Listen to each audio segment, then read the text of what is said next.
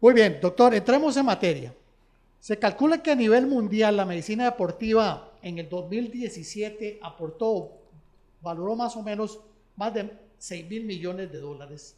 Para el 2023 se calcula a nivel mundial, a nivel global, que podría valorarse más o menos en unos más de 9.000 millones de dólares, con un crecimiento anual de un 7%, con algunos mercados específicos, con una tendencia muy grande, como es el caso de Estados Unidos, que es prácticamente el pionero en este campo, pero Asia viene creciendo mucho, también hay casos interesantes en Europa y en América Latina.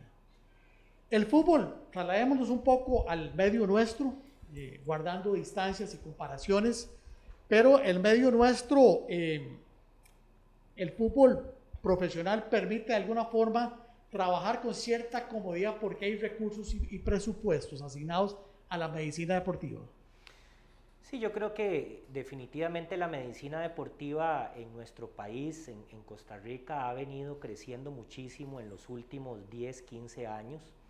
Eh, y esto tiene un contexto desde el punto de vista incluso de formación. ¿Por qué? Porque desde hace muchos años los médicos que hacían medicina deportiva eran unos muy poquitos que tenían que ir fuera del país a hacer especialidades y realmente había una muy poquita disponibilidad de especialistas en el campo y yo creo que en los últimos años se ha venido promoviendo la Y no especialización trabajaban para el equipo. y muchos no trabajaban para el equipo, ¿verdad? Sino que si tú consultas hace 15, 20 años, los médicos eran ad honorem, llegaban únicamente para cubrir algunos partidos, no se le daba seguimiento a los entrenamientos.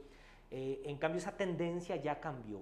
¿Por qué? Porque los jugadores se van profesionalizando, son jugadores cada vez más caros, se pagan contratos millonarios, tanto a nivel local como a nivel internacional, y los equipos han entendido que eso es un activo, quizás el activo más importante que tiene una institución, que son los jugadores, y es vital el cuidado tanto en la parte física como en la parte médica, porque si cuidas ese activo, no solamente te va a rendir, sino que lo vas a poder exportar o lo vas a poder vender y sin duda alguna lo primero que te hacen hoy en día para comprar un jugador es deme su historial médico, cuáles lesiones ha tenido, ¿verdad? Si realmente me va a ser rentable o no me va a ser rentable. Bueno, hasta esas implicaciones la medicina deportiva tiene que ver también con el negocio del fútbol.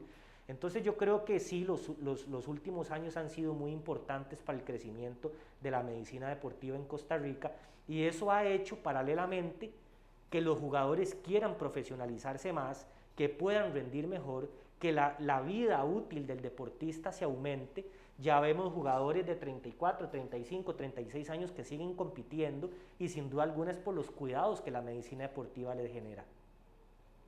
Muy interesante esto. Primero, sí es bueno recordar, doctor, y es cierto, o sea, hace 20 años realmente pasan rápido. Antes no solo había médicos honoren, habían casos, equipos que lo que tenían era un masajista cumpliendo labores de médico. Creo que en esto la FIFA ha venido cambiando las reglamentaciones y las ligas han venido cambiando los reglamentos donde las exigencias del tema médico se vuelven imperantes y obligatorias. Y definitivamente, sí nota uno que la salud de los futbolistas ha venido teniendo cambios importantes. Y creo que lo estamos viviendo hoy y podríamos hablar de ejemplos tan recientes, ¿verdad? Jugadores muy saludables, Cristian Bolaños, por ejemplo, una persona ya que a la edad llegó a Saprissa, tuvo un rendimiento extraordinario, posiblemente es un muchacho muy disciplinado en todas sus cosas. Vemos que llega Brian Ruiz, después de que ha sido una persona que ha tenido algunos padecimientos, sin embargo llega a nuestra liga y está dando un buen rendimiento a la edad que tiene. Y vemos a Álvaro Saurio también, y vemos otro montón de jugadores que están rindiendo a edades, cuando antes era normal que los jugadores se tenían que retirar a los 30, 31, 32 años, y peor aún, cuántos casos de muchachos que se han tenido que retirar antes, porque no había un compromiso de los clubes por sus activos que representan tanto dinero hoy en día. Y yo pienso que en eso vamos bien, por lo menos se ven cosas muy buenas a futuro. Doctor, tener un jugador fuera de la cancha por un periodo, digamos, no tan prolongado, ¿verdad? Que no sea una lesión tan seria, tiene repercusiones económicas para el club. Es un trabajador que no está trabajando, ¿verdad? Está incapacitado, pero también tiene efectos como jugador en la parte de mercadeo deportivo, en la parte de derechos de imagen y también en la parte de medicina deportiva. Es casi la inmediatez de parte del cuerpo médico de recuperar a ese jugador lo más pronto posible. Sí, claro, definitivamente. Vamos a ver, quienes hemos ya tenido años en la medicina deportiva, sabemos de que el jugador se lesiona hoy y ya los directivos y el cuerpo técnico quieren que ojalá mañana el jugador esté operado y ojalá pasado mañana recuperado. ¿Por qué? Porque las implicaciones, como usted las dice, no solamente tienen que ver con el gasto de una eventual cirugía, ¿verdad?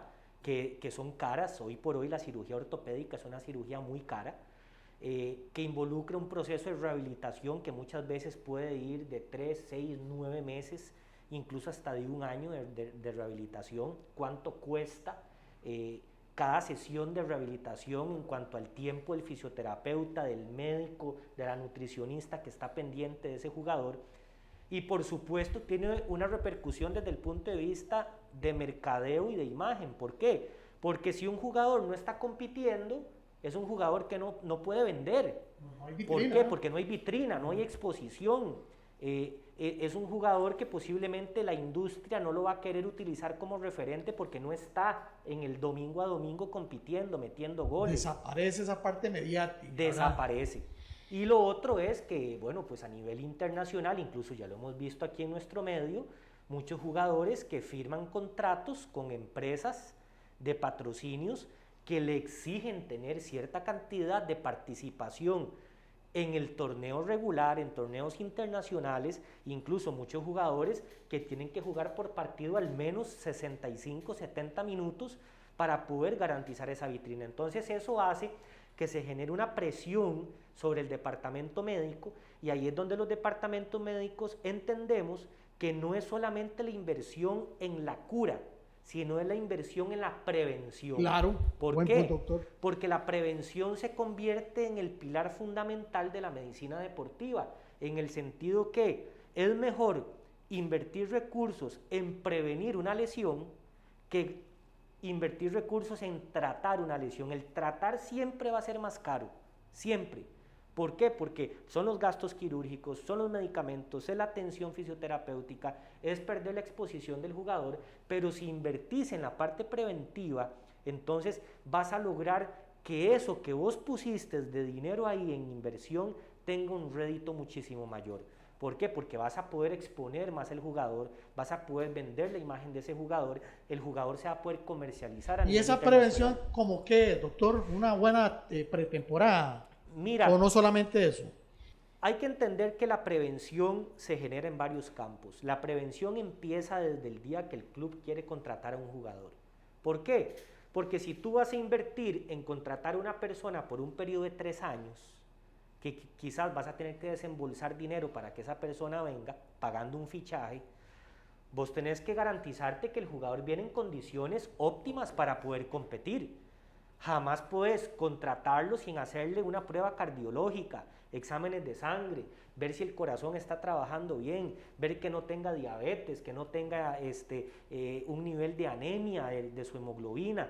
Es decir, hacerle pruebas físicas para garantizar que realmente esté en un estado óptimo. Entonces, la prevención empieza en un club desde el momento que ese jugador se somete a un examen médico precontratación que garantice que el club va a poder invertir en una forma segura y determinar cuáles riesgos ya trae ese jugador. ¿Por qué? Porque no es lo mismo contratar a un muchacho que nunca ha sido operado a contratar a un muchacho que tiene un antecedente de una plastía de ligamento cruzado anterior, sabiendo que tiene un riesgo de ruptura de un 30-40% en los próximos 5 años. Entonces, todos esos factores tienen que ser analizados para que tú digas, bueno, le voy a extender un contrato de 3 años, solamente de 1 año, o en vez de pagarle 20, le pago 10. Eso es parte de la negociación con un jugador.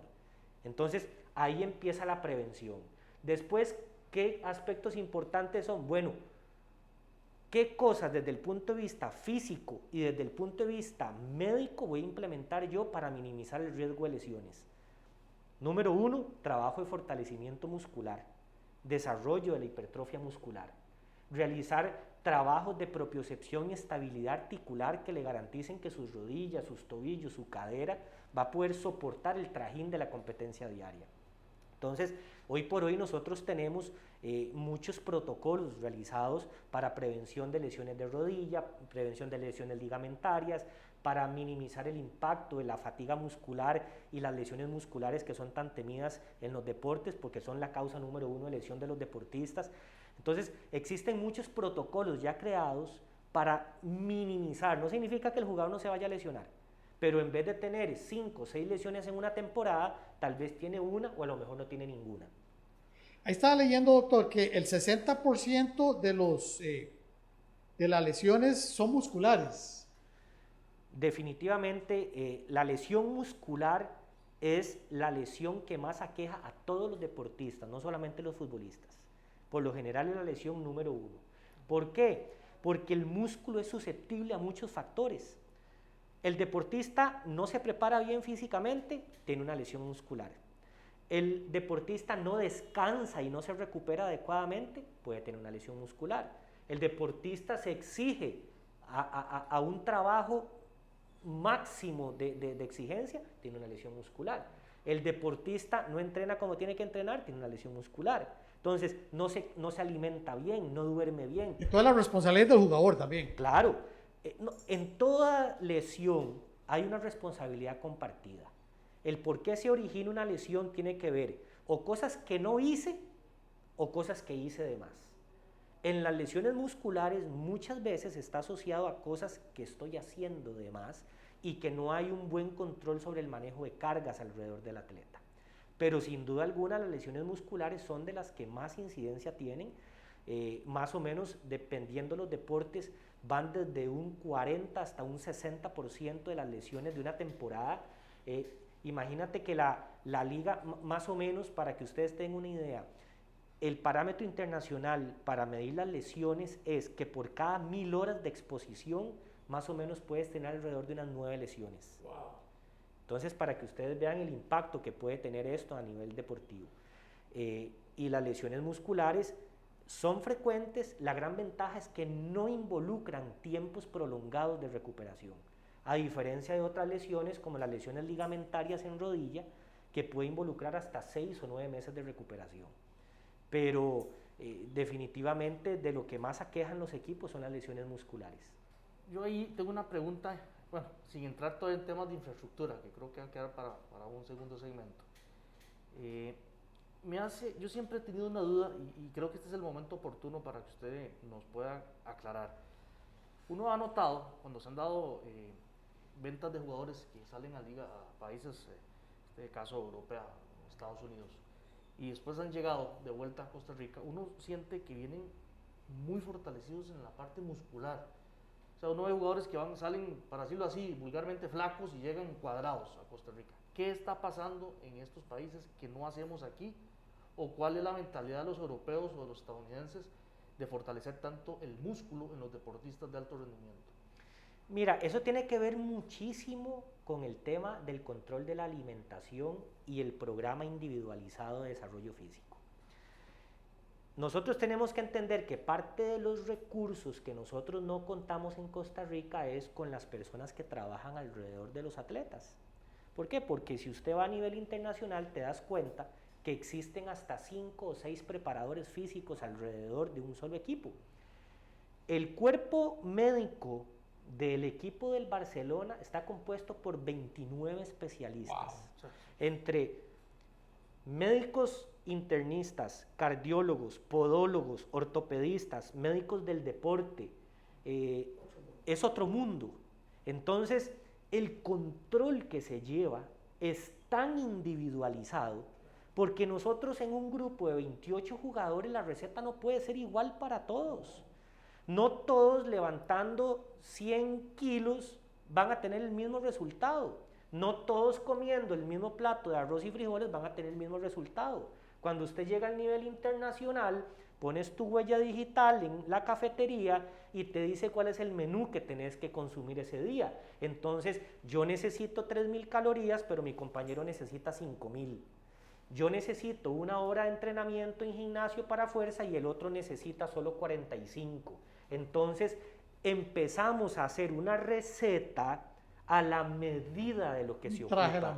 Un traje a la medida. Y lo otro es que a nivel internacional está más que comprobado que el entrenamiento del jugador o del deportista no se limita a la hora que está en el terreno de juego, sino que ese deportista tiene que llegar desde temprano a las instalaciones para tomar su alimentación de desayuno, para ver un video, para ir a la sesión de pesas, para ir a un trabajo funcional diferenciado, entrena en la cancha con sus compañeros, después se va para su casa, ¿verdad? O se queda almorzando en las instalaciones y en la tarde hace sesiones de piscina, se va con el personal trainer. Entonces estamos hablando de un atleta que compite o que entrena 6, 7 horas al día.